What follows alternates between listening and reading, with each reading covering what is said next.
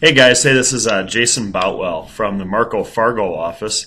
Rather than attempting a whiteboard session live, I figured I'd record it for prosperity purposes, post it to YouTube, and include that as part of my presentation this morning. I'm going to break this into 3, maybe 4 different segments as we contrast older technologies, more traditional server technologies, all the way through onto the evolution of the latest and greatest from Cisco with their UCS compute infrastructure. So we'll start by talking about traditional servers. We'll then leap into traditional blades. We'll then go to Unified Fabric, and then straight into the Cisco UCS platform that includes both blade and network, compute, and fabric.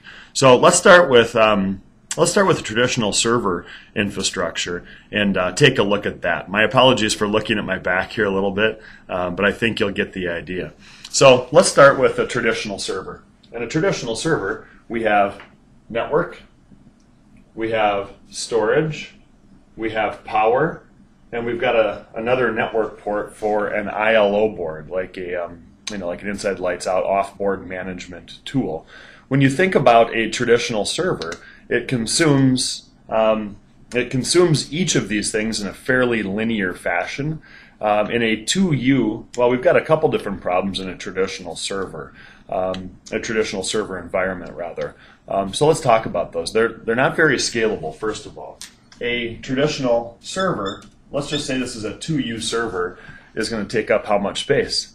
2U, very good.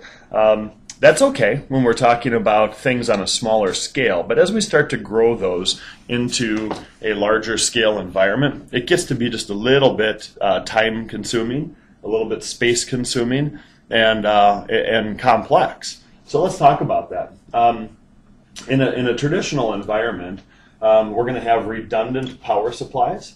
So we're going to connect 2 different power plugs to the PDUs set to fire up and provide power to that traditional server.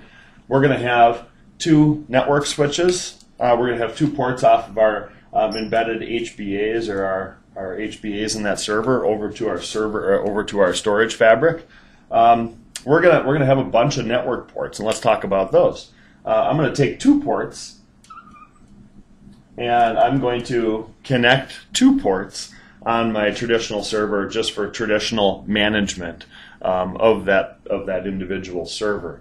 If I'm running a traditional ESXi environment and I want to have fault tolerance and vMotion, I'm going to need some ports for that as well. So we're going to add 2 more network ports and 2 more cables in order to facilitate that. Of course, we're going to trunk, and we are going to load balance those connections. We're also going to run, well, we've got 2 4-port NICs in the single server, and we're also going to have traditional traffic ports for the virtual machines on that server as well. So we're going to take and we're going to connect 1, 2, 3, 4 more ports. We're going to trunk and we're going to load balance each of those 4 ports. So we've got 8 network ports on a traditional server, again for the management of that server. For fault tolerance and vMotion, we're going to separate and segment those just for security best practices. And then we're going to run 4 ports for traditional virtual machine traffic from the traditional server over to the network.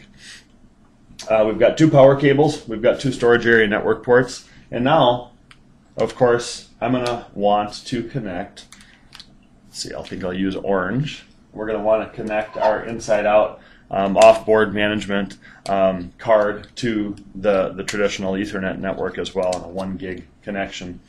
So you can see we've got some complexity here.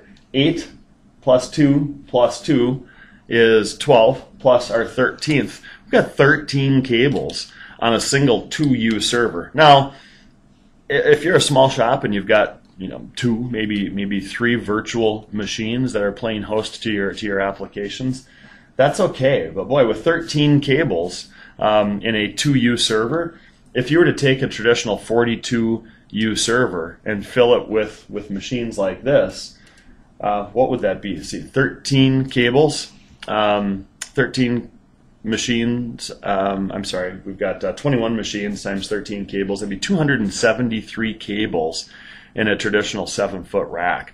Now that is a whole lot of cables. Now let's talk about the money that it costs to run a traditional machine. Let's just say this is a moderately priced $13,000 machine.